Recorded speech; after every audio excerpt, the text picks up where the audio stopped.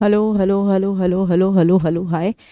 Good evening ji, नमस्कार, राधे राधे, जय श्री कृष्णा। आप सब लोगों को दिवाली की बहुत बहुत शुभकामनाएं। मैं गार्गी सारस्वत आपका स्वागत करती हूँ, मेरे प्यारे अपने खुद के बच्चों का, अपनी आज की हिस्ट्री की क्लास में आपके अपने चैनल टीचिंग बाय रोजगार विद अंकित पर।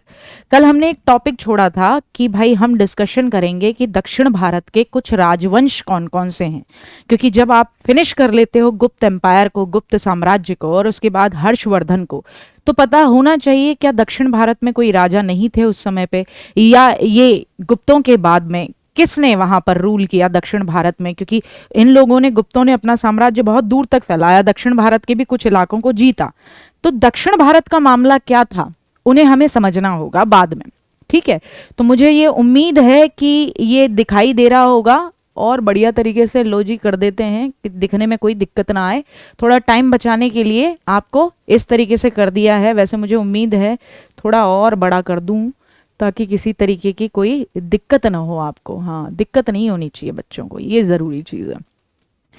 तो भाई शुरू करते हैं आज का मामला बढ़िया तरीके से। चोल चेर पांड्य सबको उठा के लेके आएंगे बढ़िया तरीके से। थोड़ा बहुत आप ऑलरेडी जानते हो, कुछ चीजें मैं यहाँ आपके दिमाग में बैठवा दूंगी। तो एक बार में एकदम बढ़िया तरीके से पहले तो लाइक करेंगे, शेयर करेंगे, सब्सक्राइब करेंगे चैनल अगर पहली बार जुड़ रहे हैं, ठीक है।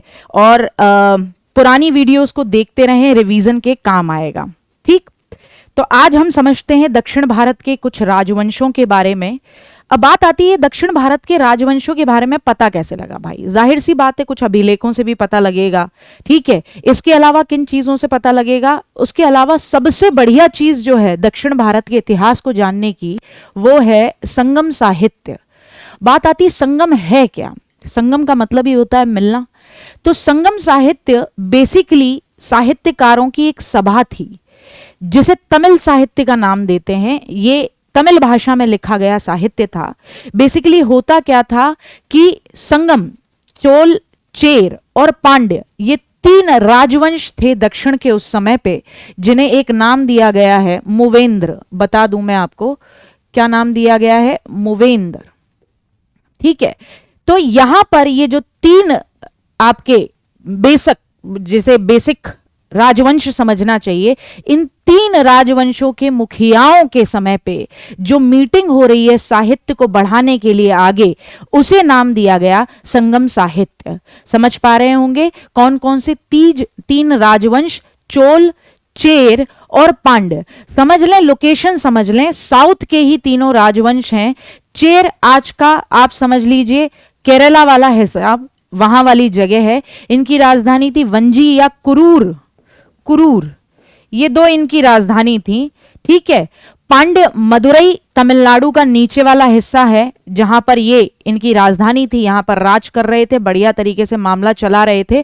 और चोल, जिनके बारे में एनसीईआरटी में पूरा एक चैप्टर है, जिसे हम भी बहुत अच्छे तरीके से समझेंगे क्योंकि चोल से क्वेश्चंस ज्यादा बनते हैं।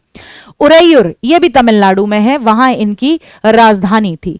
तो मूवेंद्र की बात आ रही है, मूवेंद्र की बात आ रही है। ये इन तीनों राजाओं को, तीनों परिवारों के मुखियाओं को, तीनों शासकों को क्या कहा जाता था, मूवेंद्र कहा जाता था, ठीक है ना। किसी तरीके की कोई दिक्कत तो नहीं है। हाँ जी, फोन हटा लो, ठीक। अच्छा, मूवेंदार यानी तीन मुखिया। मूवेंदार यानी कौन, तीन मुखिया। इन तीन मुखियाओं के बारे में बात आ रही है। मूवेंदार कौन थे, ये तीन मुखिया ही थे, चोल, चेर और पांड्य। किस भाषा में लिखा गया ये साहित्य, ये साहित्य लिखा गया तमिल भाषा में। इसकी तीन संगतियां होती हैं, तीन मीटिंग होती हैं। कितनी हुई भाई, तीन मीटिंग हुई, ठीक। पहली होती है मदुरई में, दूसरी होती है कपाटपुरा में, ठीक है। कपाटपुरा या कपाटपुरम कुछ भी आ जाए, टिक मार देना। और थर्ड होती है फिर से मदुरई में, ठीक। कुछ साहित्य जो लिखा गया, उनमें से कुछ इंपॉर्टेंट साहित्य हैं जो एग्जाम में पूछे जाते हैं कि कौन सी रचना किसकी थी। तो पहली चीज तो यही है शिल्पाधिकारम, वेरी इंपॉर्टेंट, जो लिखी गई। क्या नाम था उस किताब का, शिल्पाधिकारम। लिखने वाले थे इलंगो आदिगल। नाम याद रख लेना, थोड़े टिपिकल हो सकते हैं पर नाम याद रख लेना। शिल्पाधिकारम लिखने वाले कौन, इलंगो आदिगल, ठीक है। शिल्प बना दिया आदिगल ने, ठीक। दूसरी थी मणिमेखले, लिखने वाले कौन थे? लिखने वाले थे सत्तारी सतनार। कौन थे? सत्तारी सतनार। ये मणिमेखले के बारे में एक स्पेशलिटी ये भी है कि इसमें सती प्रथा का उल्लेख मिलता है। किसका उल्लेख मिलता है? सती प्रथा का उल्लेख मिलता है। ठीक है, किसमें मिलता है? मणिमेखले में। तो याद रख लेना, एक लड़की हाथ में मणि लेके क्या हो गई? सती हो गई। लिखने वाले का नाम में भी स आ रहा है, सत्तारी सतनार। किसने? मणिमेखले ने। मणिमेखले किसने लिखी? सत्तारी सतनार। इसमें सती प्रथा का साक्ष्य मिलता है, पूछने के बड़े चांसेस हैं। तीसरी एक और इंपॉर्टेंट है जिसे कहा जाता है जीवक चिंतामणि। लिखने वाले थे तिरुथक्केश्वर। कौन थे? तिरुथक्केश्वर। लिखने वाले कौन थे? तिरुथक्केश्वर।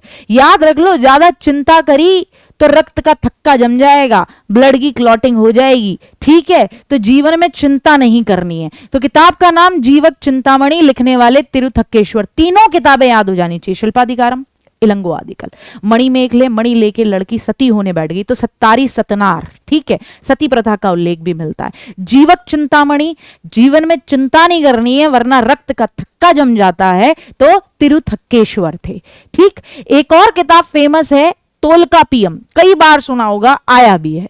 तोलकापियम, लिखने वाले कौन थे? तोलकापियर। इसके बारे में क्या है? ये जो सेकंड मीटिंग हुई थी, सेकंड मीटिंग की एकमात्र किताब है जो मिली है। सेकंड मीटिंग की एकमात्र किताब जो मिली है। ठीक है, जो आज दिखाई देती है आपको। तो इतना समझ पा रहे होंगे जो कि संगम साहित्य से क्वेश्चन बनते ही बनते हैं। ठीक। इसमें एक और चीज के बारे में बात की गई है, वो भी समझ लेंगे। वेलार। वेलार थे कौन? वेलार बेसिकली उस जमाने में माने जाते थे कि बहुत बड़े किसान जो हुआ करते थे, बड़े जो कृषक हुआ करते थे, उनको कह दिया जाता था वेलार। क्या कहा जाता था? वेलाल कहा जाता था। वेलार आ जाए, वेलाल आ जाए तो समझ जाइएगा किसके बारे में बात हो रही है। बड़े किसानों के बारे में बात हो रही है। किस में बात हुई है? यही हुई है। ठीक है ना, वेलाल कर लो, वेलार कर लो। इसी तरीके से एक और का नाम भी आएगा, ग्राम भोज का। ये बिल्कुल ऐसे समझ लीजिए जमींदार वाला मामला है। ये ग्राम भोज का भी कौन है? पूरे गांव का भोजन कर ले रहे हैं। जमींदार वही हुआ करता था, लाला मेरी माँ के कंगन लौटा दे, हाँ लाला। तो ग्राम भोज का भी क्या है? पूरे गांव का एकदम पैसे वाला समृद्धशाली मुखिया टाइप का है, जो कि राजा को क्या देता है? टैक्स देता है। उस पूरे गांव की देख रेख करता है, ध्यान रखता है, लोगों से टैक्स वसूलता है। तो ग्राम भोज का बहुत इंपॉर्टेंट है, पूछा भी जाता है भाई ग्राम भोज का आज के जमाने का क्या मान लें, पुराने और जमाने का क्या मान लें। तो जमींदारों के बारे में तो आप जानते ही आए हैं, वही वाला मामला था ग्राम भोजिका का। लेकिन ये देखरेख भी करता था, शासन प्रशासन भी देखता था। ठीक है, और साथ ही साथ न्याय संबंधी कार्य भी करने में मदद किया करता था। ठीक है, तो ये समझ में आ रहा होगा। ग्राम भोजिका बड़े किसान वर्ग को कहा जाता है, वेलाल भी बड़े किसानों को कहा जाता है। इन दो तरीके के नामों के बारे में पता लगता है। अब आते हैं नेक्स्ट मुद्दे पे। ठीक है, 2 मिनट के लिए। हाँ जी, आ जाओ भाई, आ जाओ आ जाओ। अब बात आती है पल्लव वंश की। किसकी बात होती है भाई? पल्लव वंश की बात होती है। पल्लव वंश की बात होती है। तो पल्लव कहां के? एक बार में ही दिमाग में बैठा लेना है, कांची के पल्लव। कहां के? कांचीपुरम यानी तमिलनाडु के पल्लव थे। ठीक, पल्लव कहां के? कांची के। जैसे ही दिमाग में पल्लव आए तुरंत याद रख लेना कहां के? कांची के पल्लव। ठीक है भाई, इन्हीं को बाद में हराकर, इन्हीं पल्लवों को हराकर बाद में चोल साम्राज्य की स्थापना होती है। तो ध्यान से समझिएगा। पल्लव वंश कांची के पल्लव हैं, तमिलनाडु के हैं। संस्थापक कौन है? संस्थापक थे सिंह विष्णु। नाम में ही विष्णु है। वैष्णव धर्म को मानने वाले थे। 575 से लेकर अप्रोक्सीमेटली 600 ईस्वी तक इन्होंने राज किया। ठीक है ना, कांची के पल्लवों ने। ठीक, बात समझ में आ रही होगी। ठीक, कांचीपुरम से लेकर और कावेरी नदी के डेल्टा तक इन्होंने अपना पूरा का पूरा राज फैला लिया था। किसने? सिंह विष्णु ने। और पूरे कांची के पल्लवों के बारे में अगर बात करें तो यही अप्रोक्सीमेटली माना जाता है कि इस एरिया तक ही इनका राज था, कांचीपुरम से लेकर कहां तक? कावेरी नदी के डेल्टा तक। इसमें सबसे पहला जो शासक माना जाता है उसे कहा जाता है नरसिंह वर्मन फर्स्ट। सब वैष्णव धर्म को मानने वाले हैं, पहले तो ये दिमाग में बैठा लीजिएगा। क्या माना जाता है? किसको माना जाता है भाई? नरसिंह वर्मन फर्स्ट को माना जाता है। नरसिंह वर्मन फर्स्ट है। ठीक है। नरसिंह वर्मन फर्स्ट वही है जिन्होंने महाबलीपुरम एक जगह है उसकी स्थापना की, और साथ ही साथ इसी जगह पे एकाश्मक पत्थर बनाए। यहां से एग्जाम में जरूर आएगा, इंपॉर्टेंट बातें ही याद रखनी है। एकाश्मक पत्थर क्या होते हैं, ये देखो, ये पूरी एक चट्टान है। मैं इसे इस तरीके से काटूं कि भाई मंदिर ऐसा बन जाए कि यहां पर पूरा का पूरा मंदिर भी बन जाए और नीचे का प्रांगण भी बन जाए, और एक ही पत्थर को काटा जा रहा है, अलग अलग तरीके से पत्थर लाके नहीं जोड़े जा रहे। तो सोचिए, एकाश्मक पत्थर, एक ही पत्थर को कितनी ब्यूटीफुली इनकाव किया जाता होगा, तराशा जाता होगा कि बकायदा एक ही चट्टान से पूरा मंदिर बन जाता है। तो एकाश्मक मंदिर का निर्माण नरसिंह वर्मन के समय पे हुआ है, जिन्हें रथ मंदिर भी कहते हैं, संख्या है 7, और साथ ही साथ सप्त पैगोड़ा भी कहते हैं। वेरी इंपॉर्टेंट, क्या कह देते हैं, सप्त पैगोड़ा भी कह देते हैं, सप्त पैगोड़ा भी कह देते हैं। क्या है सप्त पैगोड़ा? भाई एक ही चट्टान को काटकर बनाए गए रथ मंदिर हैं। कहां बनाए गए हैं? महाबलीपुरम में। किसने बनवाए हैं? नरसिंह वर्मन फर्स्ट ने। किसके टाइम पीरियड में बना है भाई? ये तो पल्लवों के समय पे बना है। पल्लव कहां राज करते थे? कांची में करते थे। कहां से लेके कहां तक? कांचीपुरम से लेके कावेरी नदी के डेल्टा तक। ठीक है, बाद में इन्हीं को हराकर कृष्णा और तुंगभद्रा तक पहुंचेंगे चोल। ठीक, आ रही है बात समझ में?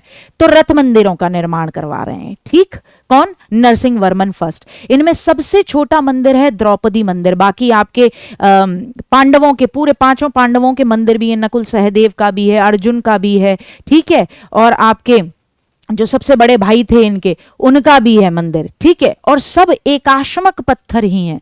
रथ मंदिर है, नीचे पहिए भी बने हुए हैं। इस तरीके से मंदिर बनाए गए हैं कि नीचे पहिए भी लग रहे हैं, तो रथ मंदिर माना जाता है। हालांकि वो मूव नहीं करते हैं, लेकिन बात यह है कि आकार उस तरीके से दिखाया गया है कि रथ के ऊपर कोई मंदिर बनाया गया है। ठीक है, बात समझ पा रहे हैं?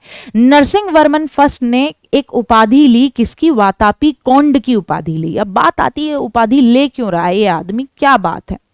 तो वातापी में अभी पढ़ेंगे हम, चालुक्य हैं, चालुक्य, वातापी चालुक्यों की। ठीक है, वातापी, बादामी, कुछ भी आ जाए, कर्नाटक के चालुक्यों के बारे में बात हो रही है। तो चालुक्यों में आपको पता ही है, पुलकेशिन सेकंड, हाँ, जिसका रवि वर्मा सेकंड था। रवि वर्मा इसका राज दरबारी था। ठीक है ना, दरबारी कवि था। तो पुलकेशिन सेकंड को हराते हैं और उनकी राजधानी, चालुक्यों की राजधानी वातापी पे भी कब्जा कर लेते हैं, और फिर अपने आप को उपाधि देते हैं वातापी कोंड, यानी वातापी को जीतने वाला। तो सारी चीजें नरसिंह वर्मन से रिलेटेड याद रख लेनी है कि भाई पुलकेशिन सेकंड को हराया, उपाधि ली वातापी कोंड। क्यों? क्योंकि चालुक्य जो थे, वातापी के चालुक्य जो थे, जिनसे रिलेट करते हैं पुलकेशिन सेकंड, वो कहां राज कर रहे थे? वातापी, बादामी या कर्नाटक के एरिया में राज कर रहे थे। तो उसे हराने के बाद वातापी कोंड की अपने आप को उपाधि दे देते हैं और महाबलीपुरम की स्थापना कराते हैं। वहां पर एकाश्मक मंदिर बनाए हैं इन्होंने। तो ये चीज विशेष तौर पे याद रखनी है, किसके बारे में? नरसिंह वर्मन फर्स्ट के बारे में। किसी भी तरीके की कोई दिक्कत नहीं होनी चाहिए नरसिंह वर्मन फर्स्ट से रिलेटेड। ठीक है, आ रही है बात समझ में? यहां जो क्वेश्चन बनेगा वो नरसिंह वर्मन फर्स्ट से ही रिलेट करता हुआ बनेगा, क्योंकि उनसे ही रिलेटेड ज्यादा मामला है। ठीक, अच्छा जी, अब एक चीज समझ लेनी है, राष्ट्रकूटों के बारे में आते हैं। एक और छोटा सा वंश है,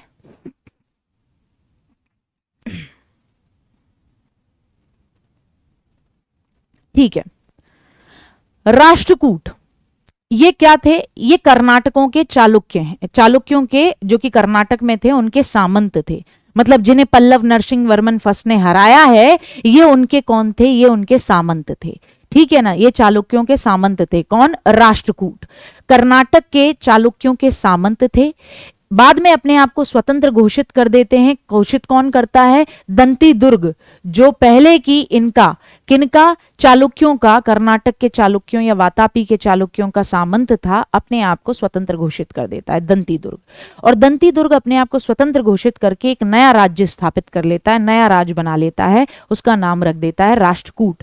सामंतों के साथ सबसे बड़ी दिक्कत ही यही थी कि सेना भी है इन पे, ठीक है, राजा अधिकार भी दे रहा है। तो जैसे ही लगता था कि राजवंश कमजोर हो रहा है, अपने आप को कह देते थे गुरु फ्री हैं अब हम तुमसे बात नहीं रखेंगे, तुमको नहीं भेजेंगे, और ज्यादा चूं चपड़ किए तो तुम पे ही अटैक करने आ जाएंगे, ठीक है ना। तो दंती दुर्ग ने क्या किया, राष्ट्रकूटों की या राष्ट्रकूट वंश की स्थापना करता है, 752 ईस्वी में करता है। अब दंती दुर्ग जो है वो क्षत्रिय नहीं है, अब वो अपने आप को क्षत्रिय कहलवाना चाहता है, क्योंकि राजा अगर क्षत्रिय होगा तो एक अलग इमेज होगी। तो इसलिए क्या करता है, हिरण्यगर्भ नाम का एक अनुष्ठान करता है, एक यज्ञ करता है। किस नाम का, हिरण्यगर्भ नाम का एक अनुष्ठान, एक यज्ञ कर देता है, ठीक है ना, मेरी बात समझ पा रहे होंगे। ये अनुष्ठान करता है। हिरण्यगर्भ का मतलब होता है सोने का गर्भ, सोने का गर्भ, ठीक है ना। और कौन कराता था, राजा अपने आप को क्षत्रिय न हो तो भी अपने आप को क्षत्रिय बनाने के लिए, ठीक है, ये अनुष्ठान करवा देते थे कि भाई अनुष्ठान करा लिया आपसे, हम बिल्कुल एकदम एक्सेप्टेड क्षत्रिय हैं। क्यों है भाई, हमने हिरण्यगर्भ नाम का अनुष्ठान करा दिया है। राजधानी बनाते हैं मान्यखेत को, या आप शोलापुर के पास है मानिकर भी कह दीजिए, मानिकर या मान्यखेत कुछ भी आ जाए, यही राजधानी है इनकी, ठीक है, किनकी, राष्ट्रकूटों की।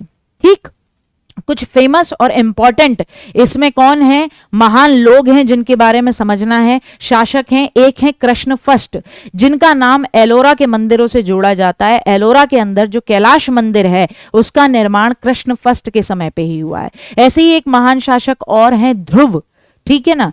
ध्रुव के बारे में क्या है, ध्रुव पहला शासक है जिसने त्रिपक्षीय संघर्ष में भाग लिया है। तीन पक्ष नाम से ही क्लियर हो रहा है। तीन पक्ष कौन थे, तो पहले मामला समझ लो। कन्नौज बिल्कुल बढ़िया मामला है, ठीक है, उर्वर जमीन है। ये वही कन्नौज है जहां पर हर्षवर्धन की बहन राजश्री के प्रति ग्रहवर्मा जो थे वो राज करते थे, मोखरी वंश के राजा, ठीक है। बाद में हर्षवर्धन कन्नौज को अपनी दूसरी राजधानी बना देता है, याद आ रहा होगा, ठीक है ना। तो कन्नौज उर्वरक है, बहुत ज्यादा फर्टाइल एरिया है। तो ऐसा होगा कि इस पर अधिकार करने के लिए तीन अलग अलग राजवंश लड़ेंगे, और एक बार लड़ाई नहीं चलेगी, उसके बाद उसका बेटा भी लड़ेगा, उधर से भी अगली जनरेशन, फिर तीसरी जनरेशन, चौथी जनरेशन तक भी मामला चलता रहता है। तो त्रिपक्षीय संघर्ष में जो तीन लोगों के नाम आ जाते हैं वो याद रख लेना, कौन कौन से राजवंश जुड़े हुए थे। एक तो थे राष्ट्रकूट, दूसरे थे गुर्जर प्रतिहार, इन्हें भी थोड़ा सा पढ़ लेंगे, ठीक है ना। कौन थे, गुर्जर प्रतिहार। और तीसरे थे पाल, बंगाल के पाल, ठीक है। समझ पा रहे होंगे, राष्ट्रकूट, गुर्जर प्रतिहार और पाल। राष्ट्रकूटों में सबसे पहले जिसने इस त्रिपक्षीय संघर्ष में भाग लिया वो कौन थे, ध्रुव भाई साहब थे, ठीक। फिर तीसरी इंपॉर्टेंट चीज जिनके बारे में याद रखना है, इंद्र थर्ड। इंद्र थर्ड, हाँ, ये अब आप सोचते होंगे ये 1 2 3 नाम क्यों आते रहते हैं, यानी और दो इंद्र भी इसी वंश में हुए हैं, इसी वंश में और दो इंद्र भी हुए हैं, और हम तीसरे के बारे में बात कर रहे हैं, ठीक है ना। तो समझना होगा कि इंद्र थर्ड के बारे में मामला क्या है।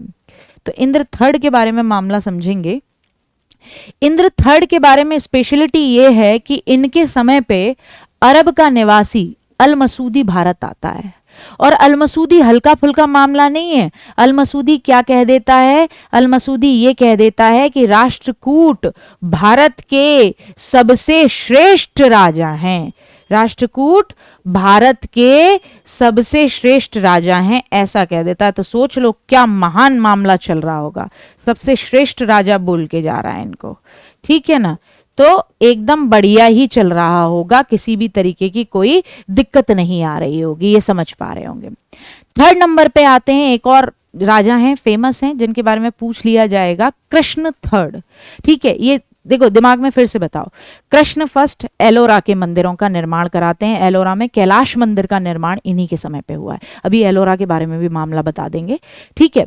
ध्रुव जो हैं त्रिपक्षीय संघर्ष में भाग लेने वाले राष्ट्रकूट वंश के पहले राजा हैं और हरा देते हैं। गुर्जर प्रतिहारों में उस समय पे वत्सराज हैं जिन्हें हराते हैं। लिख लीजिएगा, गुर्जर प्रतिहारों में उस समय कौन है? वत्सराज है, और पालों में उस समय धर्मपाल है, दोनों को हराते हैं। हालांकि ये नहीं पूछा जाएगा पर ये जरूर पूछ लिया जाएगा त्रिपक्षीय संघर्ष में भाग लेने वाला पहला राजा इनमें से कौन सा था? तो ध्रुव थे। ठीक। इंद्र थर्ड के बारे में क्या है कि हाँ जी, अरब का निवासी अलमसूदी इन्हीं के समय पे आता है और कहता है कि राष्ट्रकूट भारत के सबसे श्रेष्ठ राजा हैं। ठीक है, चरम पे चल रहा होगा यानी कि राष्ट्रकूट वंश उस समय पे। और कृष्ण थर्ड के बारे में क्या फेमस है कि कन्नड़ कवि, कन्नड़ भाषा के कवि पोन्न जो हैं, पोन्न, ठीक है, वो इन्हीं के समय पे थे, इन्हीं के राज में थे, इन्हीं के दरबार में थे जिन्होंने शांति पुराण की रचना की है। तो एग्जाम में पूछा जाए कन्नड़ कवि पोन्न निम्न में से किस राष्ट्रकूट वंश के राजा के समय पे थे, तो डेफिनेटली वो थे किसके समय पे? कृष्ण थर्ड के समय पे थे। कृष्ण फर्स्ट जो एक और फेमस है एलोरा के कैलाश मंदिर से रिलेटेड है। ठीक है, याद रहेगा। अब यही एक चीज और समझ लो,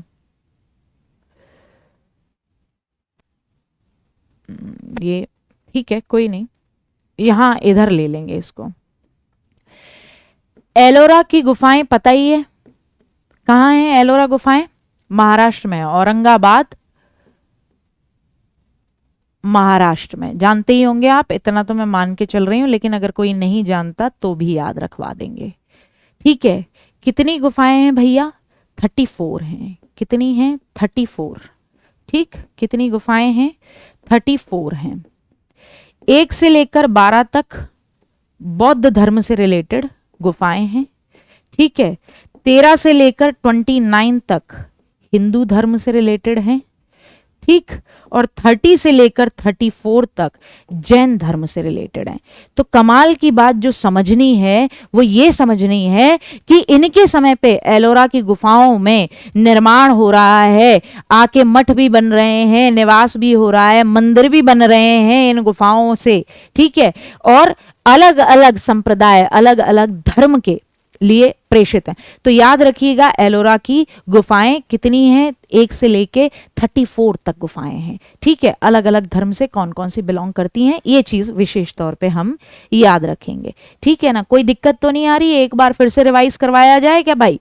फिर से एक बार समझ लेते हैं, कोई दिक्कत ना हो। शॉर्ट में पहले संगम साहित्य से पूरे की पूरी जानकारी मिलती है। संगम साहित्य ये तमिल साहित्य है जो ये बताता है कि 3 राजाएं, है ना, मूवेंदार के बारे में बात करता है, 3 मूवेंदार के बारे में बात करता है, चोल के बारे में, चेर के बारे में और पांड्य के बारे में बात करता है, जो कि उस समय पे उस एरिया में राज कर रहे थे, जिनके समय पे संगम साहित्य या संगम साहित्यकारों की मीटिंग होती थी।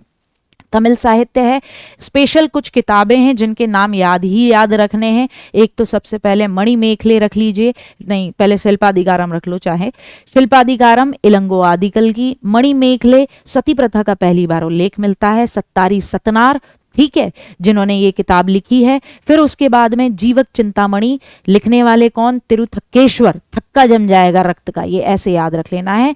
और सेकंड जो मीटिंग हुई थी कपाटपुरम में, बाकी तो 3 में से 2 तो पहली और तीसरी तो मदुरई में हो रही है, जो कपाटपुरम में हुई है उसका एक ही साहित्य बचा है जिसको कहते हैं तोलका पियम, लिखने वाले तोलका पियर, भूलना नहीं है भैया। ठीक है, ग्राम भोजिका के बारे में बात हो रही है, जमींदार है। वेलाल कौन है? बड़े किसान होते हैं, बड़े किसान जमींदार टाइप के, उनको वेलाल कह दे रहे हैं, इसी में लिखा गया है। ठीक है, राष्ट्रकूटों के बारे में समझ लीजिए, दंती दुर्ग ने स्थापना की है। उसके बाद कुछ महत्वपूर्ण राष्ट्रकूट आते हैं। कृष्ण फर्स्ट आएंगे, एलोरा के कैलाश मंदिर का निर्माण कराएंगे। ध्रुव आएंगे, ठीक है, ध्रुव पहले हैं जिन्होंने त्रिपक्षीय संघर्ष में भाग लिया। ठीक है, समझ पा रहे होंगे। इंद्र थर्ड आएंगे, इंद्र देवता, अल मसूदी इनके समय में आया। कृष्ण थर्ड के समय को क्यों याद रखना है? कवि पोन्न, कन्नड़ भाषा के कवि पोन्न इनके दरबार में रहते थे, शांति पुराण की रचना की। कांची के थे पल्लव, ठीक है, याद रखिएगा, कहां के थे भैया? कांची के थे पल्लव। पल्लव कहां के भैया? कांची के। ठीक है, तो कांची के पल्लवों में नरसिंह वर्मन फर्स्ट, किसी हालत में नहीं भूलने हैं नरसिंह वर्मन फर्स्ट, किसी हालत में नहीं भूलना है, वातापी कोंड वाले बंदे। ठीक है, आ जाइए अब बादामी के चालुक्यों के बारे में बात करते हैं, जिन्हें हराकर जिन्हें हराकर आपका किस साम्राज्य की स्थापना हुई थी, इन्हीं को हराकर तो राष्ट्रकूट वंशों ने, या राष्ट्रकूट जो पहले इनके वातापी के, बादामी के चालुक्यों के, कर्नाटक के चालुक्यों के क्या थे, अपने अंडर सामंत थे, इन्हें तो हराकर दंती दुर्ग ने अपनी स्थापना की थी अपने नए राष्ट्रकूट वंश की। तो वादामी या वातापी के चालुक्य कहाँ रहते थे, ये रहते थे कर्नाटक में। ठीक है, कर्नाटक का एरिया, अड़ोस पड़ोस का एरिया और ऊपर महाराष्ट्र के एरिया तक भी जाएंगे। ठीक है, वातापी या बादामी इनकी क्या थी, कैपिटल थी। कृष्णा और तुंगभद्रा नदियों के बीच तक इनका राज देखने को मिलता है। इनमें सबसे फेमस जो हैं वो पुलकेशिन सेकंड है। वही पुलकेशिन सेकंड रवि कीर्ति वाले, जिनके दरबारी कवि कौन थे, रवि कीर्ति हैं। ठीक है, जब ये हर्ष को हराते हैं, किसको, हर्ष को हराते हैं, तो अपने आप को एक उपाधि देते हैं, दक्षिणापथेश्वर। क्या उपाधि दे देते हैं, दक्षिणापथेश्वर। और जब इनको हराते हैं पल्लवों के, कौन याद आ रहा होगा, नरसिंह वर्मन फर्स्ट, तो क्या उपाधि दे देते हैं खुद को, वातापी कौंड। ठीक है ना, हाँ, वातापी कौंड खुद को उपाधि दे देते हैं। तो ये याद रखना है, पुलकेशिन सेकंड चालुक्य वंश से बिलोंग करते थे, इनके बारे में पूछा जाना ही जाना है। दक्षिणापथेश्वर की उपाधि देते हैं। रवि कीर्ति के बारे में पूछा जाएगा कि भैया इनके समय पे एहोल अभिलेख मिलता है। कौन सा अभिलेख मिलता है बच्चा, एहोल अभिलेख मिलता है। लिखा किसने है, रवि कीर्ति ने लिखा है। पहले भी इस बारे में बात कर चुके हैं लेकिन फिर कर लेंगे। रवि कीर्ति ने लिखा है, जिसमें ये लिखते हैं कि भाई हर्ष का हार कर पुलकेशिन सेकंड से हर्ष खो गया। ठीक है, एहोल मंदिरों का शहर कहा जाता है, पुलकेशिन सेकंड के समय पे ही बसाया गया है बहुत अच्छी तरीके से। ठीक है, ये जरूर पूछा जाएगा, बादामी के चालुक्यों के बारे में कुछ और पूछा जाए या ना पूछा जाए, ये जरूर पूछा जाएगा। ठीक है ना, ये बात भूलनी नहीं है, ये इंपॉर्टेंट है। ठीक है ना, क्योंकि ज्यादा के चक्कर में पढ़ते हैं हम तो भूल जाते हैं, लेकिन जितना भी है अड़ोस पड़ोस का, जितना अब तक पूछा गया है, ये मामला इसको याद रख लेना है। कैसे भैया हैंग हो जा रहे हो, ठीक है, आ जाइए भाई।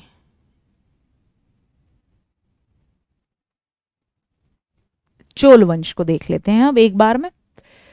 अब है चोल साम्राज्य, जिनके बारे में एनसीईआरटी भर भर के देती है और एग्जाम में कईयों बार पूछा भी गया है, इनके बारे में तो जरूर आएगा।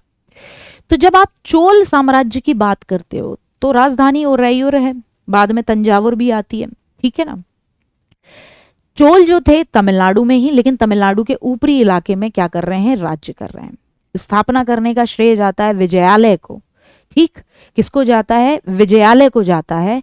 और सबसे बड़ी बात है, ये विजयालय वही हैं जिन्होंने निशुंभ सूदनी मंदिर का निर्माण कराया है और तंजावुर शहर का निर्माण कराया है। बेसिकली पहले ये विजयालय कौन थे, ये खुद एक छोटे से एरिया के क्या थे, थोड़ा बहुत अपने अंडर पावर रखते थे। ठीक है, एक बड़े किसान थे। कौन थे, एक बड़े किसान थे। उसके बाद धीरे धीरे शक्ति गेन करते हैं उस एरिया में और पूरे तंजावुर पर अपना कब्जा कर लेते हैं। ठीक है ना, जिसे आज तंजावुर बोलते हैं, उस एरिया पे ये पूरा अपना कब्जा कर लेते हैं और फिर चोल साम्राज्य की स्थापना कर देते हैं। शुरुआत में ये कोई सामंत नहीं है, कोई सम्राट नहीं है। ठीक है, क्या है, बस एक जमींदार टाइप का मामला है, यानी वही वे लाल या ग्राम भोज का तरीके के हैं। लेकिन शक्ति धीरे धीरे बढ़ती है, बढ़ाते हैं और उसके बाद में क्या कर लेते हैं, पूरे चोल वंश की स्थापना करते हैं। ठीक है, आ रही होगी बात समझ में। तंजावुर शहर इन्होंने बसाया है और निशुंभ सूदनी का मंदिर बनाते हैं तंजावुर शहर में जब स्थापना कर देते हैं। ठीक, हाँ जी। फिर जो पहले महान शासकों के बारे में बात आती है वो है कौन, आदित्य प्रथम। कौन है भाई, आदित्य प्रथम। और अपने आप को ये उपाधि देते हैं कोदंड राम की। किसकी उपाधि देते हैं, कोदंड राम की। लेकिन ये इतने फेमस नहीं है, ज्यादा से ज्यादा पूछा जाएगा विजयालय से पूछ लिया जाएगा। बाकी दो जो आते हैं उनके बारे में क्वेश्चन बनते ही बनते हैं, वेरी इंपॉर्टेंट हैं, जो सबसे शक्तिशाली राजाओं में है। तो राजराजा फर्स्ट जो हैं इस समय के, वो सबसे पहला शक्तिशाली राजा है। ठीक, टाइम पीरियड 985 से लेकर 114 ईस्वी की बात हो रही है। ठीक है, राजराजा फर्स्ट जब नॉर्थ में आप देखेंगे कि बिल्कुल अलग ही मामला चल रहा है राजपूत वंशों में, उस समय पर साउथ में राजराजा फर्स्ट अपनी शक्ति को इतना बढ़ा लेंगे कि बस पूछिए ही मत, बहुत जबरदस्त तरीके से पूरा साउथ अपने कंट्रोल में कर लेंगे। तो राजराजा फर्स्ट पहले शक्तिशाली राजा हैं, अपने आप को न केवल इंडिया बल्कि क्या करते हैं, श्रीलंका का उत्तरी भाग, हाँ ये इंडिया से ही नहीं मामला बन रहा, श्रीलंका का उत्तरी भाग पर भी क्या करते हैं, अटैक करते हैं। और अटैक करने के बाद में उसे जीत भी लेते हैं और उस जगह का नाम रख देते हैं, क्या रख देते हैं, मुम्माडी चोल मंडलम। क्या रख देते हैं, मुम्माडी चोल मंडलम। उस जगह को ही बोल देते हैं, उत्तरी श्रीलंका को मुम्माडी चोल मंडलम, कि अब ये चोल राज्य के अंतर आता है, मुम्माडी चोल मंडलम। ठीक है, बृहदेश्वर मंदिर का निर्माण आए या राजराजेश्वर मंदिर का निर्माण आए, किसके थ्रू कराया गया है, राजराजा प्रथम के थ्रू कराया गया है, राजराजा फर्स्ट के थ्रू कराया गया है। इस समय की सबसे खूबसूरत बात जो है मंदिरों के बारे में, तो याद रखना है ये जो मंदिर हैं ये ईंटों के नहीं बने हैं, पत्थरों के बने हैं और बहुत ऊंचे ऊंचे हैं। द्रविड़ शैली और मामल्लम शैली का बेस्ट कॉम्बिनेशन देखने को मिलता है। शैली पढ़ाऊंगी, ठीक है, द्रविड़ भी पढ़ाऊंगी, नागर भी पढ़ाऊंगी, बेसर भी पढ़ाऊंगी, तीन दोनों का मिला जुला रूप। नागर नॉर्थ की है, द्रविड़ साउथ की मंदिरों के निर्माण की शैली है, और उन दोनों का मिला जुला रूप जो है, जो विंध्याचल क्षेत्र के अड़ोस पड़ोस में दिखता है, उसे बेसर शैली कहा जाता है। तो यहां पर आपको दिखाई देते हैं कि पत्थर बनाए, पत्थरों का यूज करके, बड़े बड़े पत्थरों का यूज करके क्या कराए गए हैं, मंदिरों का निर्माण किया गया है, और बहुत ऊंचाई पर है ये मंदिर।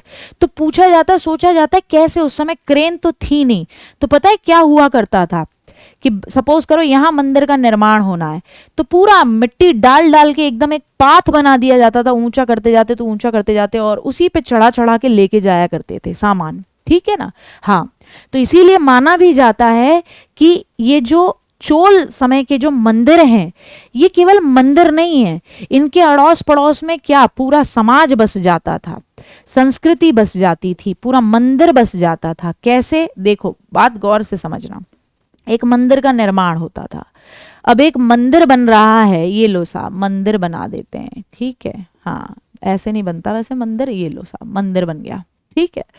अब मंदिर का, हाँ हैंड राइटिंग और ड्राइंग ऐसी ही है। अब मंदिर जब बना है तो जाहिर सी बात है मंदिर में केवल पुजारी महाराज तो रहेंगे नहीं, फूल माला वाला भी कोई रहेगा जो रोज माला चेंज करेगा, साफ सफाई वाला भी कोई रहेगा। मंदिरों में साउथ के जितने भी मंदिर हैं, मूवीज भी देखी होंगी, बड़े बड़े एरियाज होते हैं, क्या होते हैं, मंडप होते हैं। कल बताया था ना, मंडप एरिया, वो जहाँ पे किसी भी तरीके की शादियां भी हो जाती हैं, वहां पे आराम से बच्चों के छोटे मोटे मुंडन के प्रोग्राम भी हो जाते हैं। वहां पे मंदिर जो हैं उनमें जो आंगन है, मंडप है, वो बेसिकली गैदरिंग के लिए, सोशल गैदरिंग्स के लिए ही यूज किए गए हैं। इसलिए साउथ के मंदिरों के जो मंडप हैं वो बहुत बड़े हैं, विशाल हैं, एकदम जबरदस्त मामला है। तो जाहिर सी बात है साफ सफाई के लिए भी कोई होगा, फिर अड़ोस पड़ोस में फूल माला रखने के लिए भी होगा कोई, जब कोई भंडारा वंडारा हो रहा होगा तो कुक भी होगा। तो क्या होगा, सब लोग धीरे धीरे अड़ोस पड़ोस से वहीं आके पहले अपनी दुकानें बसाएंगे। अब जब दुकानें बसाएंगे तो जाहिर सी बात है घर दूर है, तो क्या करेंगे, फिर यहीं आके अपनी कच्ची झोंपड़ियां डाल लेंगे। झोंपड़ियां डाल ली, फैमिली के साथ रहने लग जाएंगे, तो बच्चे कहीं पढ़ेंगे भी तो नियर बाय ही स्कूल भी बन जाएंगे, फिर यहीं कहीं छोटा मोटा काम करने लगेंगे घर वाले, सब लोग वहीं सेटल हो जाएंगे। तो कहा जाता है कि साउथ के जो मंदिर हैं, चोल वंश के जो मंदिर हैं, इन्होंने एक तरीके से पूरा का पूरा एक शहर बसाने का काम किया है, कि मंदिर बनने के बाद पूरा शहर बस जाता है। ठीक है ना, क्योंकि काम मिल रहा है, लोगों को अवेलेबिलिटी हो रही है काम की। तो ठीक है, श्रीलंका तक पहुंचते हैं, श्रीलंका के उत्तरी भाग को जीत भी लेते हैं, और जीतने के बाद क्या रख देते हैं, उस जगह का नाम ही रख देते हैं मुम्माडी चोल मंडलम। ठीक, मुम्माडी चोल मंडलम, और खुद को भी एक उपाधि दे देते हैं। इतना जितना अंडरलाइन कर रखा है ये इनकी खुद की उपाधि है, मुम्माडी चोल। खुद को कह देते हैं कि भाई मैं नॉर्थ का श्रीलंका जीत आया हूं, मैं हूं मुम्माडी चोल, और ये है मेरा मुम्माडी चोल मंडलम। ठीक है ना, चोल एरिया। ठीक साहब, उसके बाद इनके भी सुपुत्र इनसे भी महान थे, ये पूरी नौसेना बना देते हैं। ठीक है ना, इतना जबरदस्त मामला था इनका कि ये क्या कर देते हैं, ये पूरा का पूरा अपना नौसेना बना देते हैं, नौसेना का निर्माण कर देते हैं। ठीक है, ऐसी जहाजी बेड़े बनाते हैं कि सुमात्रा, बाली, इन सारे एरियाज में जो कि कोस्टल एरियाज के पड़ोस में पड़ते हैं, उन सब में जाके जीत कर आते हैं, इन सब जगह को अपने अंडर कर लेते हैं। और वो है कौन? वो है राजेंद्र फर्स्ट। पूछा ही पूछा जाएगा। 1014 से लेके 1044 तक का मामला है इनका। इन्हें दक्षिण भारत का नेपोलियन कहा जाता है। क्यों कहा जाता है? क्योंकि बहुत दूर दूर तक जीता है इन्होंने खुद को एक उपाधि दी गंगई कोंड की। क्यों? क्योंकि ये साउथ और नियर बाय एरियाज को ही जीतने में नहीं थे, गंगा के उत्तरी इलाकों को भी जीतते हैं। गंगा के उत्तरी इलाकों को भी जीतते हैं। क्या करते हैं? उत्तरी इलाकों को भी जीतते हैं। क्या करते हैं भाई? उत्तरी इलाकों को भी जीतते हैं। और क्या कहलाते हैं? खुद को कहलवाते हैं गंगई कोंड। ठीक है, कोंड का मतलब है जीतने वाला। बार बार आ रहा होगा कि भाई इससे पहले राजराजा फर्स्ट भी अपने आप को मुम्माडी चोल मंडलम कह रहे हैं। उधर जब नरसिंह वर्मन है वो वातापी कोंड बोल दे रहा है। कोंड का मतलब क्या है? कोंड का मतलब जीतने वाला, वातापी को जीतने वाला। पुलकेशन सेकंड की बैंड बजा दी है। ठीक है ना, याद रखिएगा, ऐसे ही याद रखा कीजिए, बोल बोल के याद करा कीजिए। छोटा बच्चा करता है ना, हाँ वही वाली बात याद रखनी है। वाइगॉत्स्की वाला सिद्धांत है, बोल बोल के याद करते हैं। छोटा बच्चा खुद से बात करता है तो ज्यादा एक्टिव रहता है, तो बोल बोल के याद करोगे तो दिक्कत नहीं आएगी। चोल प्रशासन के बारे में कुछ इंपॉर्टेंट बात समझनी है।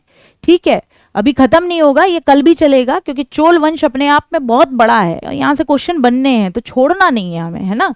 थोड़ा बहुत और भी है जिसे कवर अप कर लेना। तो चोल प्रशासन में दो तरीके के कर हैं जिनके बारे में बताया गया है। एक है वेट्टी, एक है कदमई। कड़मई भी बोला गया है। और भी कर थे, जैसे अगर किसी ने अपने घर की, क्योंकि कच्ची झोपड़ियां हुआ करती थी, तो छज्जा जानते हो? छप्पर, छप्पर गांव वाले सब जानते होंगे, छप्पर डलता है। ठीक है, भुस का लकड़ी वकड़ी लगा के एकदम बाहर का आउटर एक शेड डलता है। तो अगर किसी ने छप्पर भी डाला है तो उसका भी टैक्स देना है। ताड़ के पेड़ पे चढ़ के कोई अगर सामान निकाल रहा है, जो भी चीजें निकाल रहा है, ताड़ी निकाल रहा है, तो उसका भी टैक्स देना है। पशुओं का भी टैक्स देना है। हर चीज का टैक्स था। लेकिन ये दो फेमस टैक्स हैं जो देने ही देने थे। एक तो वेट्टी, वेट्टी था फोर्स्ड लेबर। वेट्टी क्या है भाई? फोर्स्ड लेबर, कि जबरन श्रम करना होगा, कोई पैसा भी नहीं मिलेगा। राजा जी के यहां से आ गया कि हाँ जी भाई मंदिर बनवाना है, ठीक है तो करके आओगे, चाहे महीने में एक दिन करके आना हो, सबको काम। ठीक है, फोर्स्ड लेबर थी, जबरन श्रम था। वेट्टी, कोई पैसा नहीं मिलेगा। और कदमई एक और टैक्स है जो जमीन के ऊपर देना था, वो भू राजस्व देना था। जितना आपकी उपज हुई है उसके बाद आपको देना होता है, वो कदमई है। या कड़मई भी आ जाए तो भी घबराना नहीं, यही है। वेट्टी वेल्ले लोगों से मांगा जा रहा है, ऐसे याद कर लो। ठीक है ना, जबरन श्रम है, फोर्स्ड लेबर है, जबरदस्ती काम करवाना है, कोई पैसा नहीं मिल रहा। और कदमई भू राजस्व, हाँ अभी कुछ सोच रहे होंगे कि एकदम बढ़िया था तो अब एकदम मूड बदल दिया होगा, बोले जबरदस्ती भी काम करवा लेते थे क्या? हाँ जी बिल्कुल करवा लेते थे राजा लोग। स्थापत्य कला के बारे में फेमस है कांस्य मूर्ति। ये जो नटराज की मूर्ति है जिसमें शिव जी डांस करते हुए नजर आते हैं, वो ब्रॉन्ज आइडल। ठीक है, कांसे की मूर्तियां स्पेशलिटी है इस समय की। ठीक है ना, कांसे की मूर्तियों का निर्माण इस समय की स्पेशलिटी है। ब्रॉन्ज आइडल के बनाने की पूरी टेक्निक भी है, वैक्स यानी मोम का प्रयोग करके बनाते हैं। ठीक है ना, पहले पिघला लिया जाता है मोम को, बताएंगे, चलो इसे बाद में बताएंगे, ये जब और अच्छे तरीके से, अभी कल भी समझाना है, अभी थोड़ा सा समझ लें कि कांस्य मूर्ति, ब्रॉन्ज आइडल, नटराज की मूर्ति जो है, जो बहुत फेमस है, वो यहीं इसी वंश से निकल के आ रही है, चोल वंश से निकल के आ रही। मंदिरों में द्रविड़ शैली देखने को मिलती है, पत्थरों का प्रयोग बहुत जबरदस्त देखने को मिलता है। फेमस मंदिरों में राजराजेश्वर, बृहदेश्वर का मंदिर है जिसे आपको याद रखना है, जो इन्होंने बनवाए हैं। ठीक है ना, ठीक समझ पा रहे होंगे बहुत अच्छी तरीके से। भूमि जो है चोल साम्राज्य में, तो भूमि के भी अलग अलग टाइप हैं। ब्रह्मदेव तो वही जो ब्राह्मणों को दी जा रही है उपहार में, लेकिन ऐसा नहीं है ब्राह्मणों को उपहार में जमीन दे दिए तो भूल गए हैं। ये जमीन जो ब्राह्मणों को दे रहे हैं उपहार में, उसके बाद पूरे ब्राह्मणों की एक समिति होती है, एक ग्रुप होता है जो ये ध्यान रखता है कि भाई उस जमीन का देखरेख कैसे होगी। ठीक है ना, उसका लेखा जोखा रखा जाता है। तांबे के पत्थरों पर पत्रों पर लिखकर दे दी जाती थी कि जमीन दान में दे दी गई है उस ब्राह्मण को, और पूरे ब्राह्मणों की टीम है, सभा है, समिति है जो उस ब्रह्मदेह में मिली हुई जमीन का देखभाल करेगी, रख रखाव करेगी। दूसरी है शाला भोग। शाला विद्यालय है ना, पाठशाला। तो विद्यालय के रखरखाव के लिए जो जमीन दी जा रही है उसे भी क्या कहा जा रहा है, शाला भोग कहा जा रहा है। क्या कहा जा रहा है भाई, शाला भोग कहा जा रहा है। ठीक है, अब ये जो ब्राह्मणों की समिति है ये रखरखाव कर रही है। उसी तरीके से एक और संघ है व्यापार के लिए, व्यापारियों के संघ को नगरम कहा जाता है। अब ये जो नगरम है व्यापारियों का संघ, ये मामला ऐसा ही नहीं है कि केवल व्यापार करते हैं, यह उस एरिया में क्या करते हैं, ध्यान भी रखते हैं, प्रशासन संबंधी चीजों में भी सीधे सीधे इनका क्या है, इंटरफेरेंस है। प्रशासन की देखभाल करना, रखरखाव करना, ठीक है, इनमें भी इनका बहुत बढ़िया तरीके से क्या है, पकड़ है। जाहिर सी बात है व्यापारियों का संघ है तो किस तरीके का माहौल होना चाहिए उस एरिया में, इस चीज को जस्टिफाई करने का काम भी तो इनका होगा। तो इनकी भी पहुंच है। नगरम क्या है, व्यापारियों का संघ है जो प्रशासन में भी मदद कर रहा है। ठीक है, कितने भागों में बटा हुआ है, ठीक है, ये देख लें। सबसे छोटी इकाई है उर। क्या है, उर। सबसे छोटी इकाई क्या है, उर, जिसे बोलते हैं ग्राम या गांव। उसके ऊपर उरों का जो समूह है, गांवों का जो समूह है, उसे बोल देते हैं नाडु। और उसके ऊपर जो है स्टेट, उसे बोल देते हैं वलनाडु। क्या बोल देते हैं, वलनाडु। उर, नाडु, वलनाडु। सबसे छोटी इकाई उर है, ग्राम है। ठीक है, और मुवेंद वेलन, ऐसे किसान को कहा जाता है। वेलन का मतलब होता है किसान, वो तो मुवेंदार है कि तीन मुवेंद का मतलब समझ लीजिए, मुवेंद का मतलब होता है 3 राजा। तो मुवेंदार 3 राजाओं के बारे में बात थी। मुवेंद वेलन, वेलन यानी किसान। तो ऐसा किसान जो 3 राजाओं को अपनी सेवा दे रहा है उसे क्या कहा गया है, मुवेंद वेलन कहा गया है। क्या कहा गया है, मुवेंद वेलन कहा गया है उसको। ठीक, अच्छा जी। चोलों के बारे में एक चीज सबसे बढ़िया है कि प्रशासन केवल इन्हीं लोगों के हाथों में नहीं था, राजाओं के हाथों में। उर जो हुआ करते थे या गांव जो हुआ करते थे या जो नाडु हुआ करते थे, उनमें प्रशासन की देखरेख करने के लिए चोलों के समय पे सभाएं हुआ करती थी, चोल सभाएं। इनके बारे में जानकारी कहां से मिलती है, इनके बारे में जानकारी मिलती है उत्तर मेरूर के अभिलेख से। Very important, very very important मामला है बच्चों। चोलों की सभा के बारे में कि भाई एक आम जनता, पढ़े लिखे समझदार लोग भी हैं, उनका भी इंटरफेरेंस है शासन प्रशासन में। तो इसीलिए चोलों के यहाँ सभाएं थीं जो नाडु के लेवल पर या उर के लेवल पर भी क्या करती थी, देखभाल करती थी, शासन प्रशासन पे नियंत्रण रखती थी। ठीक है, ये पता कहां से लगा है, उत्तर मेरूर अभिलेख से लगा है। तो चोल सभाओं में कौन पार्टिसिपेट कर सकता था, तो सबसे बड़ी बात खुद का घर हो और ऐसी जमीन हो, इतनी जमीन हो कि जिससे वो क्या करता हो, कर देता हो, जिससे राजा को क्या दिया जाता हो, कर दिया जाता हो, या खुद भी कर लिया जाता हो। इतनी जमीन हो जिससे खुद कर लेता हो। ठीक है, इतना मामला हो, इतनी जमीन हो कि खुद कर ले रहा हो। ठीक है, आ रही बात समझ में, इतनी जमीन का स्वामी होना चाहिए। एज ग्रुप 35 से 70 माना जाता है, थोड़ा परिपक्व हो जाता है इंसान 35 की एज वाला। तो 35 से 70 वेदों का ज्ञान होना चाहिए था, ईमानदारी होनी चाहिए थी। क्योंकि क्या होता था, अलग अलग समितियों में इनको डाला जाता था। किसी को मंदिर की समिति में बना दिया, वो ब्रह्मदेव की जमीन पे देखभाल रखने वाली को। किसी को शाला भोग समिति का हेड बना दिया कि भाई विद्यालय के लिए जो जमीन मिली है उसका रखरखाव हो रहा है ढंग से या नहीं हो रहा है, देखो आप। ठीक है, तो अलग अलग समितियों का हेड बना दिया जाता था। तो चोल सभा का सदस्य बनने के लिए पहली बात खुद का घर हो, भूस्वामी हो, जमीन हो जिससे कि टैक्स गेन किया जा रहा हो, 35 से 70 वर्ष की आयु हो, वेदों का ज्ञान हो, ईमानदार हो, प्रशासन कैसे चलाना है इसका भी ज्ञान हो, और अगर कोई पिछले 3 साल से क्या हो रहा हो, लगातार किसी समिति का सदस्य होगा तो आगे उसको फॉरवर्ड नहीं किया जाता था, उसके नाम को काट दिया जाता था। बोले नहीं, 3 बार से आप ही हो, ऐसा नहीं है कि भारतीय वोटिंग सिस्टम, भारतीय इलेक्शन सिस्टम चल रहा है कि कितनी बार भी खड़े हो जाइए, बोले ना 3 बार हो गए, दूसरे का नंबर आने दो, गंदी बात, इतनी बार आपको नहीं आना है। और अगर उसने अपने या अपने संबंधियों के खाते नहीं बताए कि कितना पैसा है उसके पास, तो भी उसको रद्द कर दिया जाता था उसके नॉमिनेशन फॉर्म को। होता भी कैसे था ये चयन? चयन ऐसे होता था कि जो जो ये सारी चीजों को फॉलो करते हैं उनके नाम ऐसे इधर एक किसमें बॉक्स में रख दिए जाते थे, ठीक है। और गांव के किसी छोटे से बच्चे को बुला लिया जाता था, बिटिया को बुला लिया जाता था और उनसे कहा जाता था पर्ची निकाल दो। अब जैसे जैसे पर्ची निकलती जाती थी उनके नाम आते जाते थे। तो लकी ड्रॉ वाला सिस्टम था एकदम, ठीक है। इन सब होने के बावजूद भी अगर लकी ड्रॉ में फेल हो गए तो मामला गड़बड़ है, ठीक है। तो ये चीज ध्यान रखनी है अपने आप को, ठीक। हाँ जी, इसके बाद अब क्वेश्चन आंसर लगाते हैं, फिर और आगे कंटिन्यू करेंगे। तो मुझे उम्मीद है कि समझ पा रहे होंगे। मैंने बहुत आराम आराम से इंपॉर्टेंट चीजों को जिनसे क्वेश्चन बने, कुछ भी छूटा नहीं है, ठीक है ना। क्लियर?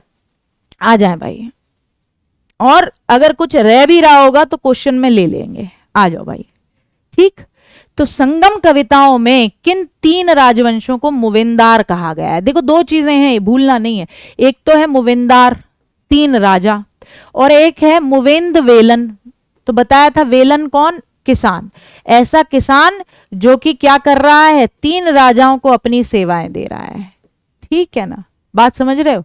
तो संगम कविताओं में किन 3 राजवंशों को मुविंदार कहा जा रहा है? तो याद आ रहा होगा, ड्रॉ करके भी बताया था, चेर, चोल और पांडे। तो आंसर क्या हो जाएगा? बी आपका सही आंसर हो जाएगा। बहुत ही बढ़िया, जो लोग बी दे रहे हैं और एकदम खटाके से दे रहे हैं, बहुत ही सही है भाई मामला, बहुत ही बढ़िया, ठीक है। दूसरा देखेंगे चोल मंदिरों के बारे में। हाँ जी, हम भी थोड़ा बैठ लें। चोल मंदिरों के विषय में कौन सा सही है, कौन सी बात बिल्कुल सटीक है कि चोल मंदिर आर्थिक, सामाजिक और सांस्कृतिक जीवन के केंद्र थे? बिल्कुल सही बात है भाई। आर्थिक, इकोनॉमिक एक्टिविटीज भी चल रही थी। पहले एक आया, वहां पे उसने अपनी दुकान खोल ली, किसकी? माला की। दूसरा प्रसाद की ले आया, ठीक है ना। तो आर्थिक गतिविधियों का भी केंद्र थे। और कई बार तो इतना पैसा जमा हो जाता था मंदिरों में कि ये मंदिर से ही क्या दिया जाता था? पैसा लोगों को किस पे दे दिया जाता था? काम करने के लिए, कि भाई ले जाओ, तुम्हें इंटरेस्ट पे पैसा दे दिया जा रहा है। क्या दे दिया जा रहा है? इंटरेस्ट पे पैसा भी दे देते थे, पैसा ले जाओ। सामाजिक गतिविधि के बताया, बड़े बड़े मंडप, मंदिर होते थे, मंदिरों में मंडप, एकदम बच्चे का मुंडन भी हो रहा है, शादी विवाह के भी समारोह हो रहे हैं, और सांस्कृतिक जीवन, नाच गाना, नृत्य, संगीत सब हो रहा है, ठीक है। तो ये तो बात सही है बिल्कुल। लोह प्रतिमाओं का निर्माण, ना, लोहे की प्रतिमाओं से रिलेटेड बात नहीं है भाई, ठीक है। चोल मंदिर अपने आसपास विकसित होने वाली ग्रामीण बस्तियों के केंद्र हो गए। ग्रामीण नहीं, नगर बसा दिए इन्होंने। अगर ग्रामीण की जगह यहां क्या होता? नगर होता, तो मान लेते कि भाई चोल मंदिर अपने अड़ोस पड़ोस में क्या नगर को विकसित करने के केंद्र बन गए, तो बिल्कुल मान लेते इस बात को। लेकिन इसने बोल दिया ग्रामीण बस्तियां, मामला यहीं गड़बड़ हो गया। जनसाधारण द्वारा दी गई भूमि से चोल मंदिर संपन्न हो गए, ना। चोल मंदिरों को मिलने वाली भूमि किसकी थी? राजाओं की थी, ना कि जनसाधारण के द्वारा दी गई जमीन थी। जनसाधारण पे इतनी जमीन कहाँ है कि मंदिर बनवा लेंगे? छोटा मोटा मामला है आम जनता का। चलिए, चोल प्रशासन में सभा का सदस्य बनने के लिए, हाँ, सभा का सदस्य बनने के लिए वेरी इंपॉर्टेंट है, ठीक है। चोल तो ऐसा पढ़ लेना है, यहां से तो बिल्कुल बनना ही बनना है, ये भूलना ही नहीं है हमें। तो सभा का सदस्य बनने के लिए कौन सी एक शर्त नहीं थी? आयु 25 से 70 नहीं भाई, मामला गड़बड़ कर दिया भाई। 35 होनी चाहिए थी, ये 25 लिख रहा है, तो गड़बड़ हो गई बात। उन्हें भूमि का स्वामी होना चाहिए था जहां से भू राजस्व वसूला जाता है। हाँ हाँ बिल्कुल था, भूस्वामी होना चाहिए, बढ़िया वाला, खुद का घर होना चाहिए, उनका अपना घर होना चाहिए, बिल्कुल था। वेदों का ज्ञान होना चाहिए, ईमानदार होने चाहिए, ये भी बात थी, ठीक है। और 3 बार पहले से बन चुके हैं तो फिर मामला नहीं है, ये भी बात थी। तो कौन सा नहीं है? तो कौन सा नहीं है भाई? ये वाला गड़बड़ दिख रहा है, तो इसको करो, बाकी सबको काट दो। क्यों काट दो? क्योंकि बोल रहा है नहीं है, बाकी सब तो विशेषताएं थी जो होनी चाहिए थी, इसको काट दो क्योंकि एज होनी चाहिए 35 से 70, ये बोल दे रहे हैं 25 से 70, तो गड़बड़ कर दे रहे हैं भाई।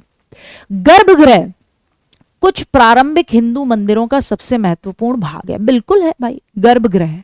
ठीक है, ये कौन सी जगह है? वो जगह जहां लोग इकट्ठा होते हैं ना। लोग कहां इकट्ठा होते थे? मंडप में होते थे, गर्भगृह में थोड़ी ना होंगे। तो ये तो काट दो भाई। वह स्थान जहां धार्मिक अनुष्ठान नहीं किए जाते, नहीं भाई, गड़बड़, काट दो इसको। गुफाएं जिन्हें मूर्तियों या भित्ति चित्रों द्वारा पूरी तरह सजाया जाता है, उन्हें गुफाएं ही बोलेंगे ना, ठीक है ना, शैल मंदिर बोलेंगे। गर्भगृह की कहां बात हो रही है? तो ये भी हटा दो भाई कि गर्भगृह कोई गुफाएं होती है ना। वो स्थान जहां मेन भगवान जी की मूर्ति रखी जाती थी।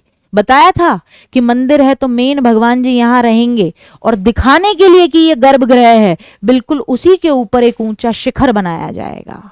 ठीक, हाँ ठीक। आइए नेक्स्ट पे आइए, मणिग्राम और नानदेसी। देखो यहां कवर कर लिया, ये टॉपिक थोड़ा सा बचा था तो इसे यहां ले लिया। मणिग्राम और नानदेसी क्या थे? चोल प्रशासन की इकाइयां थी ना, वो तो उरनाडु और वलनाडु हैं। हटाओ भाई इस बात पर, तो पागल बना रहा है ये तो हमें। ब्राह्मणों को ब्रह्मदेव के रूप में दिए गए प्रसिद्ध गांव थे, बोले ना, ऐसी बात तो बताई नहीं है हमको, ये भी नहीं है। चोल काल के प्रसिद्ध शहर थे, नहीं यार, प्रसिद्ध शहर तो तंजावर, जो खुद उसने बनाया, किसने? आपके विजयालय ने। और उसके बाद में अगर बात करें तो उरैयूर और ये सब हैं, तो ऐसा तो नहीं है, ये तो मामला गड़बड़ है। तो दक्षिण भारत के प्रमुख व्यापारिक संघ थे। क्या थे? व्यापारिक संघ। जैसे नगरम की बात हो रही है, जो कि क्या है? चोल शासन में एक व्यापारिक संघ है, ऐसे ही दक्षिण भारत के प्रमुख व्यापारिक संघों को क्या कहा जाता था? मणिग्राम और नानदेसी। ठीक है, समझ पा रहे होंगे। मणिग्राम, नानदेसी, नगरम क्या है? व्यापारिक संघ है, व्यापारियों के संघ है। ठीक है ना, याद रखना है, भूलना नहीं है। तो ये मामला सही कर देना है। ठीक, हाँ बिल्कुल, काटते चला करो समझ समझ के, जो चीज न बैठे। अब आगे देखेंगे, निम्नलिखित में से कौन सा तथ्य भारत के उत्तरी भागों में जो गाम भ्रोजका है, ठीक, उसके विषय में सत्य नहीं है? नॉर्थ में तो है वेल्लाल, जमींदार, नहीं साउथ में, सॉरी, साउथ में कौन है? विल्लाल कहा जाता है, विल्लाल। ठीक, और नॉर्थ में ग्राम भोजिका कहा जाता है ऐसे ही जमींदारों को। तो उनके बारे में क्या बात सच नहीं है, देखेंगे। राजा ने उसको कभी टैक्स एकत्र करने के लिए प्रयोग नहीं किया, गलत बात। राजा किसी को नहीं छोड़ते थे, टैक्स लेते थे भाई। राजा टैक्स खुद थोड़ी ना वसूल कर पाता था, ग्राम भोजिका को ही कहा करता होगा। ठीक है, यहाँ पे भी विल्लाल को ही कहा जाता होगा कि आप जमीन से जो भी है आपके एरिया की, उससे टैक्स वसूलिए और मुझे प्रोवाइड कराइए, शासन प्रशासन देखिए, आपको किस लिए बनाया है विल्लाल। तो भाई नॉर्थ इंडिया में भी ग्राम भोजिका क्या करता होगा? टैक्स कलेक्ट ही तो करता होगा, फिर ही तो राजा जी को ट्रांसफर करता होगा। तो ये बात तो मामला गड़बड़ है। उसके पास दास होते थे और वो भूमि पर खेती करने के लिए मजदूरों को लगाता था। बिल्कुल, जब ग्राम भोजिका है, पूरे गांव का हेड है, तो दास तो होंगे ही होंगे, रोला तो होगा ही होगा। प्राय बड़ा भूभाग का स्वामी होता था, बिल्कुल बात सही है। विरासत में मिलता था पद, ये भी बात सही है। ग्राम भोजिका का पद विरासत में मिलता था, इसी तरीके से विल्लाल का पद भी विरासत में मिलने वाला ही था। याद रखिए, पद विरासत में हो गए थे, बताया गया था कब से हो गए थे। स्पेशली गुप्त वंश के बाद से, गुप्त वंश के समय से आपने देखा मंत्री परिषद में भी क्या है? पद वंशानुगत हैं। तो यहां पर ग्राम भोजिका का पद भी वंशानुगत था, अपनी जमीन किसी और को थोड़ी ना दे जाएगा। ठीक है, तो बस ये वाला जो है वो मामला सत्य नहीं है, क्योंकि राजा टैक्स करने के लिए यूज करता था, बाकी सबको क्या कर देना है? काट देना है। बाकी सब के सब जो हैं वो ग्राम भोजिका करता था या ग्राम भोजिका से रिलेटेड है। नेक्स्ट देखेंगे, हिरण्यगर्भ, सोने का पेट, सोने का गर्भ, यह अनुष्ठान कब किया जाता था? बहुत ही बढ़िया, कब आया भाई? सीटेट 2013 सॉरी, जब राजा किसी क्षेत्र को जीतता था, उपाधि ले लेता था। हटाओ भाई, राजा को क्षत्रिय घोषित करने के लिए, चाहे वो जन्म से क्षत्रिय न हो। बिल्कुल सही बात है, बिल्कुल सही बात है। दंती दुर्ग जो कि क्षत्रिय नहीं थे, अपने लिए यही तो अनुष्ठान करवाते हैं। बिल्कुल बिल्कुल सही बात है। बिल्कुल सही बात है। हिरण का शिकार करने से पहले पागल बना रहे हैं, पुत्र के जन्म के लिए पागल बना रहे हैं आपको, देख लो, ऐसे समझ रहे हैं सीटट वाले। आओ भाई, चोल काल में व्यापारियों के संघ को क्या कहा जाता था? तो याद रहेगा, नगरम। और पूरे दक्षिण भारत में व्यापारियों के संघ को क्या कहा जाता था? अभी अभी पढ़ा है, नानदेसी और मनीग्राम, याद रहेगा। हाँ, टेलीग्राम मत कर लीजिएगा, ठीक है, क्लियर। अच्छा, आइए, निम्नलिखित में से कौन सा राज्यों का संयोजन त्रिविभाजन संघर्ष में, यानी वही ट्रिपार्टियल, तीन पार्टियों के ट्रिपार्टियल संघर्ष में शामिल था? कौन कौन थे भाई, बता दो जरा। ये आंसर सही है, पाल, चोल और गुर्जर प्रतिहार नहीं जी। राष्ट्रकूट, पाल और गुर्जर प्रतिहार, लग तो कुछ ऐसा ही रहा है, क्योंकि मैम ने बताया था कि हाँ भाई, ध्रुव फर्स्ट जो था राष्ट्रकूट वंश का, वो सबसे पहला था जिसने कि पार्टिसिपेट किया था। तो कौन होंगे? राष्ट्रकूट, पाल और गुर्जर प्रतिहार इज द राइट आंसर। इसमें कहीं कोई गलती नहीं करनी है। राष्ट्रकूट, पाल और प्रतिहार। तो याद कैसे रहेगा? पाल प्रतिहार कूट, पाल प्रतिहार कूट, पाल प्रतिहार को कूट दो, ठीक। कन्नौज को लेकर पूरा मामला चल रहा है जीतने का, ठीक। आइए नेक्स्ट चीज देखेंगे, एलोरा के कैलाश मंदिर का निर्माण किसने कराया? भाई बता दो जल्दी जल्दी जल्दी जल्दी जल्दी जल्दी। एलोरा के कैलाश मंदिरों का निर्माण किसके द्वारा कराया गया था? नाम भी याद आना चाहिए तुरंत के तुरंत। राष्ट्रकूटों ने कराया, और कराने वाला कौन था? कृष्ण फर्स्ट है। कौन है भाई? कृष्ण प्रथम है एलोरा के अंदर कैलाश मंदिर का निर्माण कराने वाला, ठीक है ना साहब? याद आ रहा होगा, बिल्कुल याद आ रहा होगा। ध्रुव वो पहला है जिसने ट्रिपार्टियल संघर्ष में, त्रिपक्षीय संघर्ष में भाग लिया, याद आ रहा होगा, भूलना नहीं है, ठीक है। चलिए तो मिलते हैं, आज की क्लास यहीं तक, रिवीजन मारिएगा, फिर आगे और कराएंगे बेहतरीन तरीके से। जुड़े रहिए, बस आपकी तैयारी कराने का बेड़ा आपके अपने चैनल ने लिया, ठीक है। तब तक के लिए आप सबको हैप्पी दिवाली मेरी तरफ से। खुश रहिए, खुशहाल रहिए, मस्त खाइए, मस्त पिए, ठीक है, और पढ़ाई करते रहिए। चलिए बाय।